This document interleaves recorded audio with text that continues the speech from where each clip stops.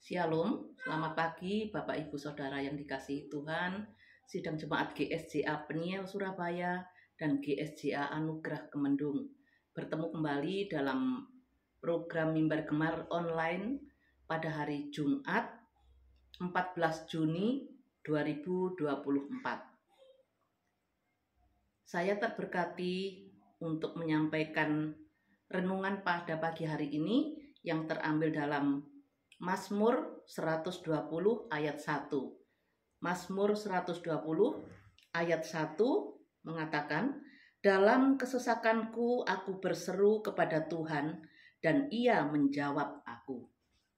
Renungan pagi hari ini saya beri judul, Tuhan mendengar dan menjawab. Bapak Ibu Saudara yang dikasihi Tuhan, dalam Mazmur 120 ini pemazmur berkeluh kesah mengenai pergumulan-pergumulan yang ia hadapi. Ada orang-orang yang menyerangnya digambarkan seperti panah yang tajam. Ada rasa sepi dan sendiri seperti orang yang ada di tanah asing. Ada pula orang-orang yang menanggapi perkataannya dengan ajakan untuk berperang. Rangkaian situasi sulit yang ia hadapi membuat pemazmur berseru kepada Tuhan dalam pembacaan kita pagi hari ini. Dan mari kita bandingkan dengan Mazmur 18 ayat yang ke-7 yang mengatakan, "Ketika aku dalam kesesakan, aku berseru kepada Tuhan. Kepada Allahku aku berteriak minta tolong. Ia mendengar suaraku dari baitnya, teriakku minta tolong kepadanya sampai ke telinganya." Tuhan bukan hanya mendengar, tetapi Tuhan menjawab. Pembacaan kita hari ini yang mengatakan, "Dalam kesesakanku, aku berseru kepada Tuhan dan Ia menjawab aku." Betapa sebuah sukacita dan kelegaan yang besar yang dialami oleh pemazmur, karena Tuhan mendengar, bahkan Tuhan menjawab teriakan dan seruannya minta tolong. Mari kita lihat dalam Mazmur 118 ayat yang kelima yang mengatakan, "Dalam kesesakan aku telah berseru kepada Tuhan. Tuhan telah menjawab aku dengan memberi kelegaan." Bapak Ibu Saudara yang dikasihi Tuhan,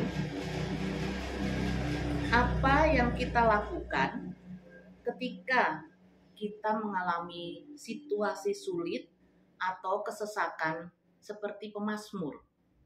Mungkin kesesakan kita bukan merupakan dikejar-kejar musuh atau lari dari kejaran musuh dan pergi ke negeri asing. Tetapi kesesakan kita pada saat ini mungkin merupakan pergumulan-pergumulan di dalam keluarga, pergumulan tentang anak-anak, pergumulan tentang kehidupan bergereja kita, di mana saat ini banyak orang Kristen ditekan, dipersempit dalam beribadah. Itu juga merupakan satu kesesakan bagi kita sebagai orang percaya. Mungkin juga kita mengalami kesesakan terhadap pergumulan sakit penyakit, kesesakan pergumulan tentang ekonomi keuangan kita. Itu merupakan satu kesesakan yang kita alami pada saat ini. Dan jalan yang terbaik yang kita bisa lakukan adalah seperti pemazmur, berseru kepada Tuhan merupakan jalan keluar yang terbaik. Namun kita perlu menyadari bahwa jawaban Tuhan tidak melulu berupa mukjizat atau peristiwa supranatural. Tetapi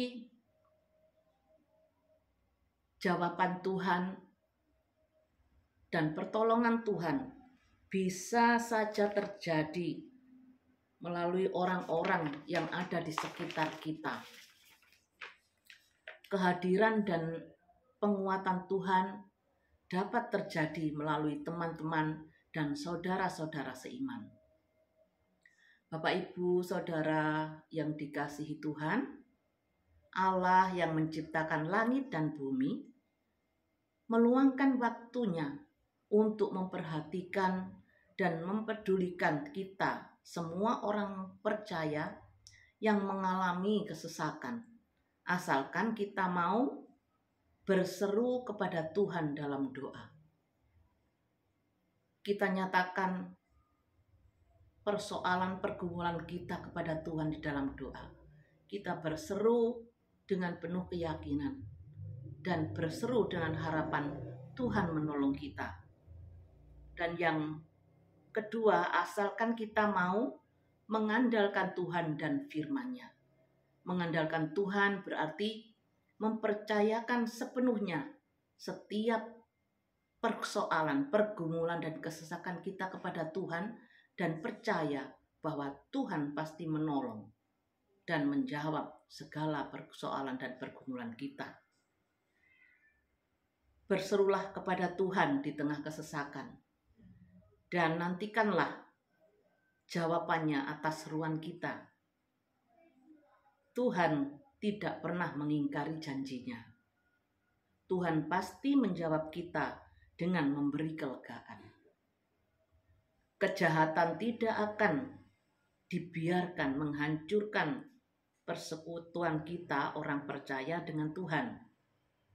Oleh sebab itu, kita percaya dan beriman bahwa Tuhan selalu menolong kita,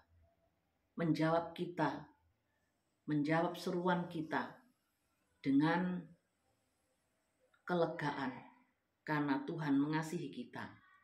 Mari kita lihat di dalam Roma pasal 8 ayat 28, 31, 37 sebagai ayat penutup.